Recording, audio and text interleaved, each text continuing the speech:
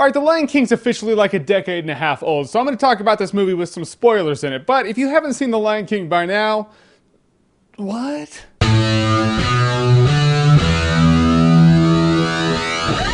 The Lion King 3D. Alright, so I hadn't seen The Lion King in a long time. I just remember The Lion King being like my favorite Disney animation. And when I sat down in the theater and the movie started and you see and hear that intro that's all like...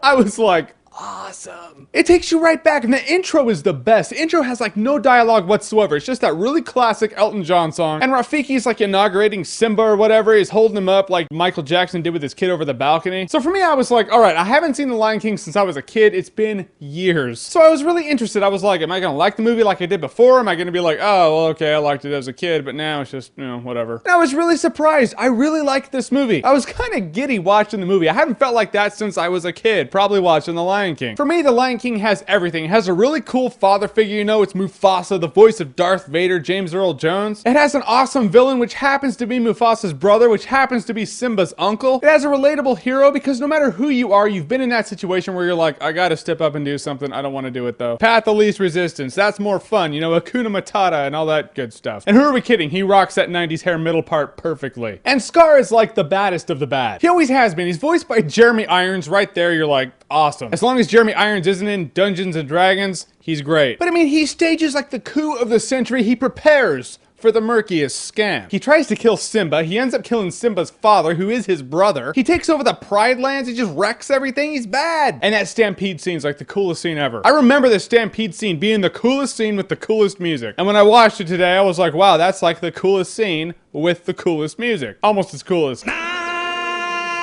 because that is timeless right there. Timeless intro. And so when Simba runs away and he's just like, you know what, I'm out, I can't go back, and just exile myself. He meets Timon and Pumbaa, and I remember Timon and Pumbaa being like, all right, yeah, they're kind of funny, but you know, they're nothing special. When I watched it now, I was like, dude, Timon is the best. I don't know why, dude just cracked me up. Like, you know, at the very, very end of the movie, the last shot in the movie when everyone's all standing up on Pride Rock and it's all triumphant, Timon's all doing this kind of thing, you know, I'm like, look at that guy taking credit. That's awesome. Good for you, Timon. And it has the catchiest music ever. It has like the coolest soundtrack. Because in a Disney movie, you're guaranteed certain songs. You have the intro song, you have the hero song, you have the villain song, you have the friend song, you have the love song. Those are sure bets if they're going to be in a Disney movie. In this one, they're all good. When I was a kid, I liked The Lion King because I was like, oh, I like Simba and the bad guy's really bad and it's, you know, it's a cartoon, it has lions and catchy music and it's all good. Now I'm like, oh, I like Simba and the bad guy's really bad and it's, you know, it's a cartoon, it has lions and catchy music and it's all good. And it's a good coming of age story about stepping up and doing what's right because you're obligated to do it. You know, the little things in life. And the 3D in this movie is actually wasn't bad at all. It was actually pretty good. So apparently the only things that you can convert into 3D after they've been 2D and have them look good are animations and CGI movies. That's it. I felt like a kid again watching The Lion King, but appreciating the movie as an adult. And movies don't usually nail that, so props to The Lion King. Raise your kids on this kind of stuff, because there's a lot of stupid stuff out there that will make your kid dumb. Lion King is not one of them. And you'll enjoy it too, so that's awesome. Raise your kids on stuff that won't bore you.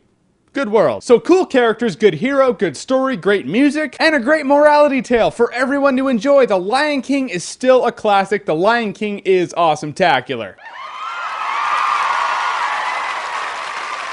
People have asked me, like, Jeremy, what are your top 10 favorite movies? That's really hard to do. A top 10 list? Wow. I would have to give a lot of thought into that. I don't know where The Lion King would stand, but I do know it is somewhere in my top 10 favorite movies of all time. It always has been, and it always will be. Unless Hollywood really steps it up now. So your favorite animated Disney movie, what is it? Comment below, let me know. And as always, if you like what you've seen here and you want to see more, click right here to see more.